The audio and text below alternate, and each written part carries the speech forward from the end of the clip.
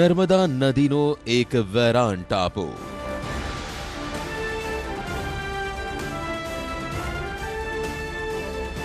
ટાપુ પર શિવાલય. શિવાલયમાં શિવલિંગ અને શિવલિંગ સાથે જોડાયેલું એક મોટું રહસ્ય.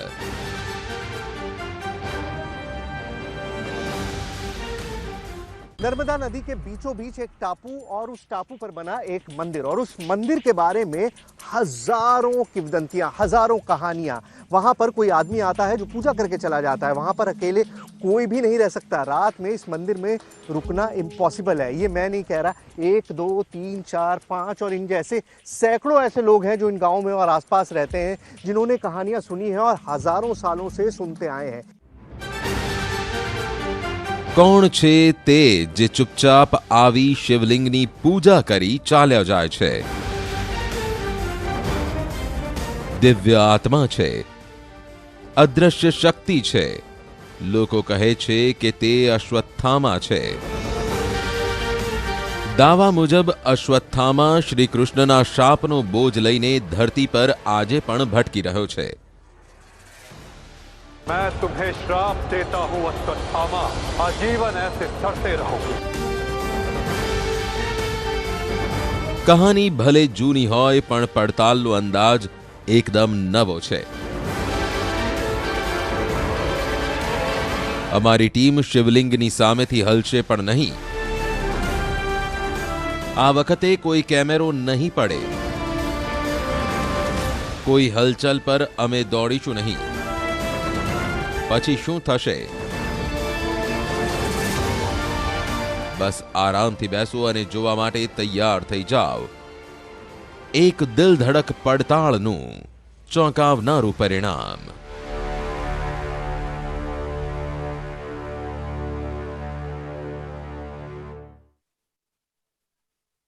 દેખાતું નથી, ચાલવાનો અવાજ આવે છે પણ પગ દેખાતા નથી. કોઈ કહે છે પણ સમજાતું નથી, કેમ કે તે અશ્વત્થામા છે. લો, અશ્વત્થામાને લઈને વધુ એક દાવો. દર વખતની જેમ તે જ કહાની. મહાભારતનો તે યોદ્ધા મંદિરમાં આવે છે, શિવલિંગની પૂજા કરે છે અને ચાલ્યો જાય છે. માત્ર શિવલિંગ પર પૂજાના નિશાન મળે છે. આ કહાની તો પહેલા પણ સાંભળી છે, આમાં નવું શું છે? પણ આ વખતે જે મંદિરનો દાવો કરવામાં આવ્યો છે તે એક ટાપુ છે. આ ટાપુ નર્મદા નદીમાં છે. ત્યારે ચાલો આ રહસ્યને લઈને તસવીર એકદમ સ્પષ્ટ કરીએ.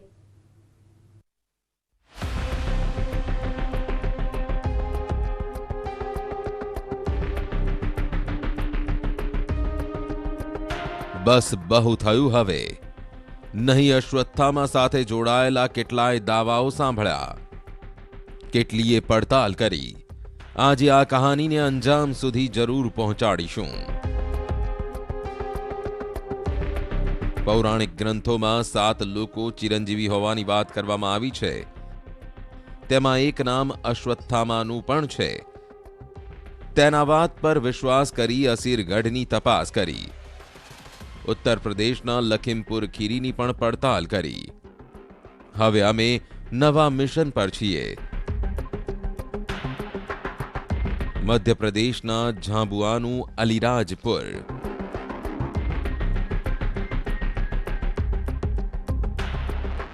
ये नर्मदा है और नर्मदा उन पावन नदियों में से एक है जिसका हर कंकर शंकर बन जाता है। इस नदी में से निकलने वाले हर पत्थर को शिव की तरह पूजा जाता है और जिस नदी को लेके इतनी ज्यादा मान्यता हो, जाहिर है उसके इर्द गिर्द किस्से कहानियां बड़ी आसानी से बन जाते हैं। अब इस नदी के बीचों बीच बने एक मंदिर को लेके लोगों की एक धारणा है। धारणा क्या है कि वहां पर पूजा करने कोई आता है। कौन?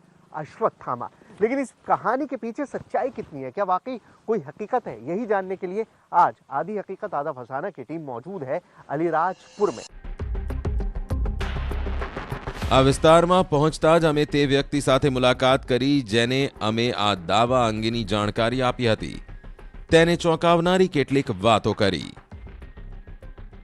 उस क्षेत्र में कुछ बुजुर्गों से भी हमारी जब बातचीत हुई तो उन्होंने भी यही बताया है कि एक ऊंचा लंबा सा कोई व्यक्ति है जिसके सिर पर इस तरफ में कोई घाव है जहां से पस निकलता है और वो घी और दही छाछ इस तरह की मांग उस क्षेत्र में करता है। तो ये चीज़ें मेरे सामने भी आई है।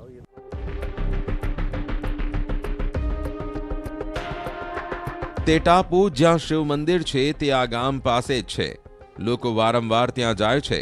કેટલાય લોકો મળ્યા જે આ પડછાયાને અનુભવી ચૂક્યા છે. मैं नर्मदा मछली पकड़ने गए थे वहाँ, फिर वहाँ सोए थे, फिर उठे तो मछली का टाइम आया तो वो आया एकदम कमंडल हाथ में था उसके, और सर था ही नहीं। सर नहीं था, हाँ, हाथ में कमंडल था। हाथ में कपड़े क्या कमंडल। पहने हुए थे? कपड़े तो ऐसे थे, खाली लंगोट लगेली हुई थी अच्छा, बस, और सर नहीं था? सर नहीं था ना, हाथ में कमंडल था। हाथ में कमंडल था, ठीक है। फिर हम घबरा गए, डर गए। भाई ऐसा आदमी कोई भी देखेगा तो डर ही जाएगा। भूत भूत भूत करके मन के यहाँ लोग कहते थे भूत भूत है। જાણવા સમજવા માટે ઘણું બધું હતું. પહેલા ટાપુ જોઈએ, પછી આ કહાનીને આગળ ધપાવીશું. નર્મદા નદીની વચ્ચે બનેલું મંદિર પણ કોઈ આશ્ચર્યથી ઓછું નથી. અશ્વત્થામાનો કોયડો ભલે વણ ઉકેલ્યો રહે, આજે એક વાત નક્કી છે, અમે તે મંદિરનું રહસ્ય જરૂર ઉકેલીશું કે તે મંદિરમાં અશ્વત્થામા આવે છે કે નહીં. ये पूरा इलाका किसका है किसी को नहीं पता, क्योंकि मेरे एक तरफ जो आपको एरिया दिखाई दे रहा है, ये सारे पहाड़ दिखाई दे रहे हैं, ये बेसिकली मध्य प्रदेश में है, और इस तरफ जो पहाड़ आपको दिखाई दे रहे हैं वो गुजरात में है, और जो मेरे सामने की तरफ है, जाहिर है वो आपको दिखाई नहीं दे रहे, कैमरे के पीछे जो पहाड़ है वो महाराष्ट्र में है। मतलब गुजरात, महाराष्ट्र और मध्य प्रदेश के बीच में ये पूरा इलाका है, और इसी वजह से यहाँ का अप्रोच जो है वो बिल्कुल भी नहीं है, लोग आते जाते नहीं है, और कोई ब्रिज नहीं है, कोई रास्ता नहीं है नदी क्रॉस करने का, सिवाय इस तरह से बोट के जरिए। मैं तुम्हें श्राप देता हूं अश्वत्थामा, तुम्हारे ये घाव कभी नहीं भरेंगे। અશ્વત્થામાનું ચિરંજીવી હોવું વરદાન નહીં પણ એક શાપનું પરિણામ છે. आजीवन ऐसे सड़ते रहोगे। શ્રી કૃષ્ણે આપ્યો હતો તે શ્રાપ. કહેવાય છે કે તેના કારણે અશ્વત્થામા આજે પણ ધરતી પર ભટકે છે.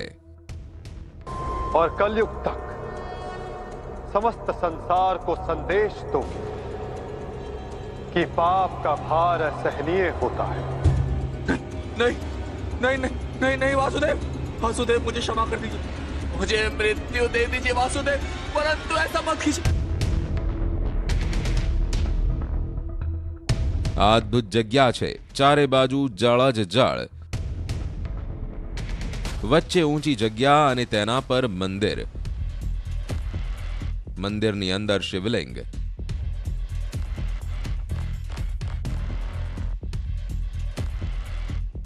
तो टापू अगर आप इमेजिन करते हैं तो टापू आपने जो देखा होगा कार्टून वगैरह के अंदर, वो बीच में होता है और चारों तरफ पानी होता है, करीबन आप इमेजिनेशन समझ लीजिए कि बिल्कुल वैसा सा ही है, लेकिन ये थोड़ा इलांगेटेड है, थोड़ा लंबा है, पतला है, और चारों तरफ पहाड़ हैं। ये इसकी टोपोग्राफी जो है वो बहुत ख़ास है, क्योंकि इसके चारों तरफ पहाड़ हैं और आसपास कहीं पर भी कोई गांव, कोई आबादी इस तरह की नहीं है जहां से अप्रोच किया जा सके। मैं इस पूरे इलाके को देख रहा हूं तो मंदिर के चारों तरफ एक इलोंगेटेड टापू तो मुझे दिखाई दे रहा है। ये मंदिर है, ये उसके चारों तरफ टापू है, और चारों तरफ पहाड़ है और पानी है। मतलब टोपोग्राफी अगर हम समझेंगे तो बहुत क्लियर हो जाएगा कि मंदिर यहाँ पर है, और ये चारों तरफ आप जो देख रहे हैं मेरे आसपास, ये सारा उस टापू का किनारा है, और कुछ भी यहाँ पर नहीं है। અહીં તો માણસ નદી પાર કરીને જ મંદિર પહોંચશે, પણ દાવો માણસનો નહીં, અશ્વત્થામાનો છે. 5000 વર્ષ પહેલાનો એક યોદ્ધો. મહાભારત સમયે ટાપુ પર કેટલાય ગામના લોકો રહેતા હતા. કહેવાય છે કે કેટલાક વર્ષ પહેલા અશ્વત્થામા ગામમાં પણ આવતો હતો. अश्वत्थामा आज भी वही मणि निकली हुई, उसके जो घाव हो गया था वो उससे पस बह रहा है, तो वो इसी नर्मदा क्षेत्र में सुल्पानेश्वर की झाड़ियों में घूम रहा है। वो जगह जगह किसी को दिखता है, और वो आता है तो किसी से घी मांगता है, किसी से दूध मांगता है, किसी से दही मांगता है, ताकि मेरा ये घाव भर जाए।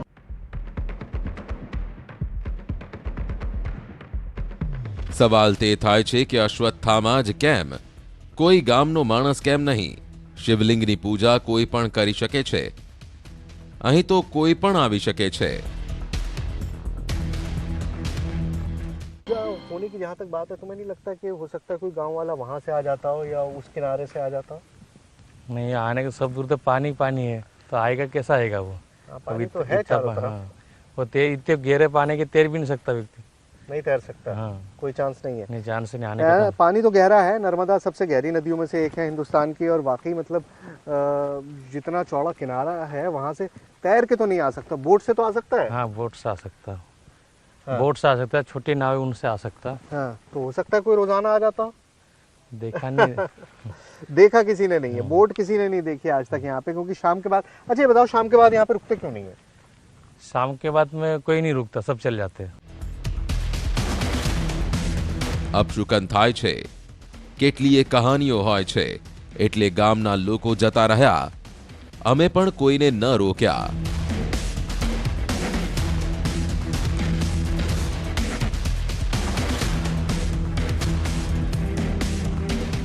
देखिए, चमत्कारी शिवलिंग की जो कहानियां हम करते हैं, जहां पर कोई आता है फूल चढ़ाने, पूजा करने, उसमें सबसे बड़ा चैलेंज होता है कि आप नज़र कैसे रखें। बड़ा एरिया होता है, कई सारे रास्ते होते हैं और उन सब पे नज़र रखना बड़ा मुश्किल काम होता है। लेकिन यहाँ पर काम बड़ा आसान है। मंदिर आपके सामने है और चारों तरफ पानी है, छोटा सा टापू है। मतलब अगर जरा भी हरकत होगी, पानी में कोई बोट आएगी, कोई तैर कर आएगा, तो आवाज़ आपको आ जाएगी। कोई आता हुआ दिखेगा, अंधेरा भी होगा, तब भी उसके बावजूद पानी में हलचल तो नजर आएगी ही। यानी बहुत आसान है नजर रखना। अगर यहाँ पर कोई आएगा तो मेरी नजरों से नहीं छुप पाएगा, क्योंकि चारों तरफ पानी है, पानी ही पानी है। पानी में से तैर के आएगा, बोट से आएगा, जैसे भी आएगा, इस मंदिर तक जो भी पहुंचेगा उसको हम आज देख ही लेंगे। ગામના લોકો જતા રહ્યા હતા। ટાપુ સુમસામ હતો, અંધારું થવાનું હતું। અમે અમારી તૈયારીઓમાં વ્યસ્ત હતા। પડકાર મોટો હતો, મદદ માટે આજુબાજુ કોઈ આબાદી પણ નહોતી, છતાં પણ અમે કોઈ પણ પડકારનો મુકાબલો કરવા માટે તૈયાર હતા।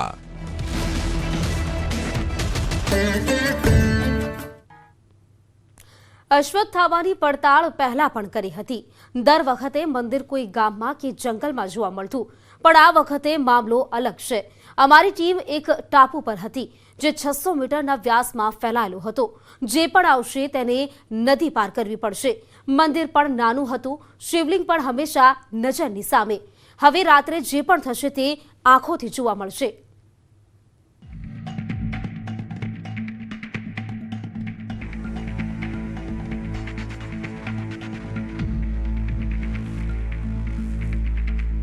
રાત્રે અમારી ટીમ સુમસામ ટાપુ પર એકલી હતી।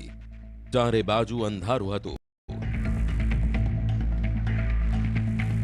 અમે મંદિરની સામે જ આગ પ્રગટાવી બેસી ગયા, પણ એક મુશ્કેલી હતી।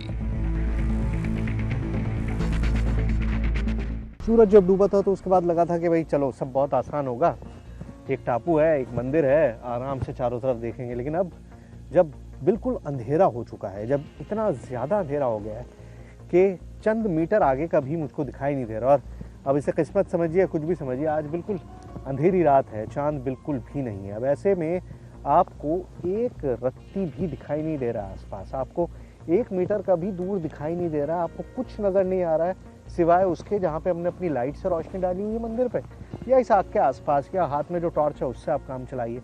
मतलब और कोई भी तरीका नहीं है। बहुत आसान लग रहा था कि बड़ी आसानी से कर लेंगे, लेकिन अब जब सूरज डूब गया, अंधेरा हो गया, उसके बाद पता चला कि ये काम कितना मुश्किल है। ઘોર અંધારું હતું, પણ મંદિર પર લાઇટ લાગેલી હતી। જો કંઈ થયું તો સ્પષ્ટ જોવા મળશે। અમે એક કેમેરો પણ લગાવી રાખ્યો હતો। देखिए, इस वक्त मेरे सामने 2 कैमरे हैं। एक ये वाला कैमरा है जिससे आपको दिखाई दे रहा होगा, और एक ये GoPro कैमरा है। अब आपने देखा होगा, हमने पहले भी हर बार जब इस तरह की हम कोई इन्वेस्टिगेशन करते हैं तो GoPro कैमरा रख देते हैं, लेकिन अचानक वो गिर जाता है या उसके साथ कोई हादसा हो जाता है। आज मैं कोशिश ये कर रहा हूँ कि GoPro के साथ कोई हादसा ना हो, ताकि इस मंदिर में अगर कोई एक्टिविटी हो तो वो हमको दिखाई दे। अब GoPro कैमरा मैंने यहाँ पर रख दिया है, ये बिल्कुल सामने है। अभी तो मैं नज़र आ रहा हूँ इसके अंदर, इस कैमरे के अंदर, लेकिन पीछे मंदिर होगा और इसका पूरा आउटपुट जो है वो यहाँ मुझे मेरे फ़ोन पे मिलता रहेगा। मतलब जो भी एक्टिविटी यहाँ पर होगी इस मंदिर के इस मेन दरवाजे से, अगर कोई अंदर आएगा बाहर जाएगा, कोई भी एक्टिविटी होगी तो वो यहाँ फ़ोन पे मुझे दिखाई देता रहेगा। मतलब कोई भी अब गलती की गुंजाइश नहीं छोड़ी है। कोशिश ये किया है कि स्टेबल प्लेटफॉर्म पे रखें, गोप्रो ग्रे नहीं, बंद ना हो, बैटरी पूरी तरह से चेक कर लिए और आउटपुट अपने पास पूरे वक्त रहेगा। मतलब हम कहीं पे भी रहें वाईफाई से ये फ़ोन जुड़ा रहेगा और मुझे नज़र आता रहेगा कि इस मंदिर में क्या एक्टिविटी। એટલે પૂરી તૈયારી, બધી રીતે સતર્ક। દાવા મુજબ શિવલિંગ પૂજવાનું કામ દિવ્ય શક્તિનું છે તો હલચલ જરૂર જોવા મળશે। કામ કોઈ માણસનું હશે તો આવનારાએ નદી પાર કરવી પડશે। હવે અમારી ટીમ દરેક રીતે તૈયાર હતી। अंधेरा है तो आपको कुछ नज़र तो आ नहीं रहा है, लेकिन इस अंधेरे के साथ साथ एक एडवांटेज ये है कि बहुत गहरा सन्नाटा भी है। मतलब पानी में अगर एक पत्थर भी मैं डालूंगा तो उसकी आवाज़ आएगी। तो जाहिर बात है अगर कोई बोट आएगी तो उसके चप्पू चलेंगे, या मोटर बोट होगी तो उसकी मोटर चलेगी। तो आवाज़ बोट की तो आपको बड़ी आसानी से आ जाएगी और डायरेक्शन का अंदाज़ा भी हो जाएगा। जब आपकी आंखें काम नहीं कर रही होती ना तो कान काम कर रहे होते हैं। इस वक्त आवाज़ का जो सेंस है ना वो बहुत ज़्यादा तेज़ है। पता चल रहा है कि अगर इधर से आहट आ रही है तो कहाँ से आ रही है, अगर इधर से आहट आ रही है तो कहाँ से आ रही है।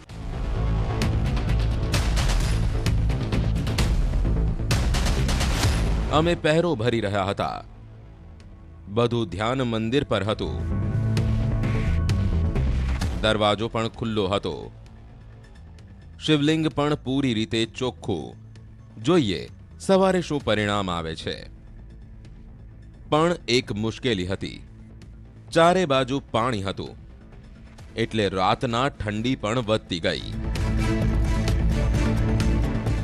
अगर ये आग नहीं होती ना तो बड़ा मुश्किल हो जाता है यहाँ पे रहना, क्योंकि मैं अपनी गाड़ी में सारा सामान छोड़ कर आया हूँ और बोट से आया था तो कुछ और ला नहीं सकता था। और इस वक्त बिल्कुल ठंड बहुत ज़्यादा है, कपकपी है। जैसे ही आप इस आग के आसपास से हट रहे हैं ना तो ठंड बहुत ज़्यादा काबिज हो रही है। इसलिए कोशिश ये कर रहा हूँ कि यहीं रहूँ आग के पास ही, ताकि दूर ना जाना पड़े, ठंड ना लगे। सामे आग छे, આગની સામે મંદિર। જે પણ થશે તે અમારી સામે થશે।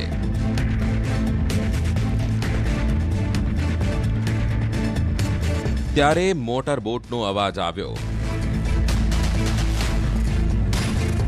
આ કોણ હતું? આટલી ઘોર રાત્રિમાં આ સુમસામ ટાપુ પર શું કરવા આવી રહ્યો હતો? પ્રકાશ નજીક આવી રહ્યો હતો। હૃદયના ધબકારા વધી રહ્યા હતા। તે કોણ હતું જે રાત્રે ટાપુ પર આવી રહ્યું હતું? શું આ તે જ વ્યક્તિ હતા જે રોજ રાત્રે શિવલિંગની પૂજા કરે છે, જેને ગામ લોકો અશ્વત્થામા સમજે છે? અડધી રાત્રે ટાપુ પર આવવાનો શું ઉદ્દેશ્ય હતો? રાત્રે મોટર બોટની લાઇટ જોઈને અમારી ટીમ પણ ડરી ગઈ, પણ સાથે તે વિશ્વાસ પણ હતો કે આજે આ કોયડો ઉકેલાઈ જશે કે અડધી રાત્રે શિવલિંગની પૂજા કોણ કરે છે। જતા જતા આ અહેવાલ પર નજર કરીએ। મોટરબોટનો પ્રકાશ એકદમ નજીક આવી ગયો। કિનારા પર મોટરબોટ ઊભી રહ્યા બાદ તેમાંથી એક વ્યક્તિ ઉતર્યો અને પછી કેટલાય લોકો ઉતર્યા। સમજાયું નહીં। અમે થોડા વધુ નજીક પહોંચ્યા। અરે આ તો અમારા જ લોકો હતા જે ખાવાનું લઈને આવ્યા હતા। आ गया, खाना वाना ले आए? चलो आओ। અમે રાહતનો શ્વાસ લીધો, સાથે થોડા નિરાશ પણ થયા। અમને ભોજન આપી તે લોકો જેવી રીતે આવ્યા હતા તેવી જ રીતે પાછા ફર્યા। ખાવાનું ખાધા બાદ થોડા ચક્કર લગાવ્યા। અડધી રાત વીતી ચૂકી હતી। સવાર પડવામાં થોડો સમય બાકી હતો। આંખો ઘેરાઈ રહી હતી ત્યારે જ કંઈક ચમકતો પ્રકાશ જોવા મળ્યો। એક આકૃતિ જોવા મળી।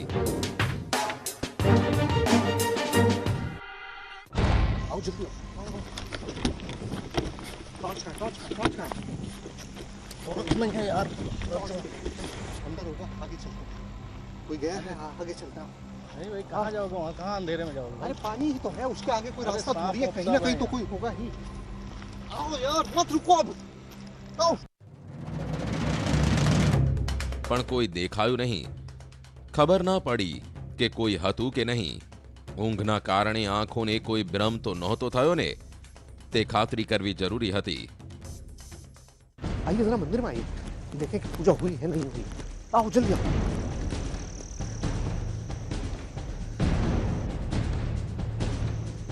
नहीं है।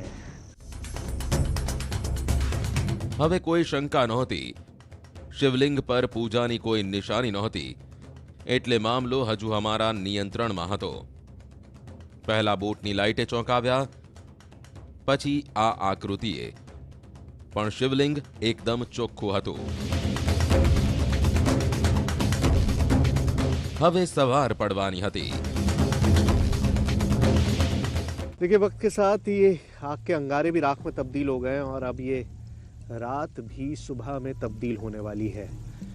12 घंटे का बड़ा लंबा वक्त मैंने बिताया है। मतलब सूरज डूबने से लेके सूरज निकलने तक का इंतज़ार कितना मुश्किल होता है और उसके लिए कितनी मेहनत करनी पड़ती है, वो वही जानता है जो करता है। और पिछले कई घंटों में कई बार ऐसा लगा कि गिव अप कर दूं, बस छोड़ दूं और जाके वो जो एक टीन शेड सा पड़ा हुआ उसके नीचे जाकर सो जाऊं, लेकिन मैंने हिम्मत नहीं आ रही। और फाइनली अब चंद मिनटों में या कहूँ तो घंटे भर में सूरज की रोशनी निकल आएगी, थोड़ा सा चारों तरफ झुरमुटा सा हो जाएगा, रोशनी हो जाएगी, तो हमको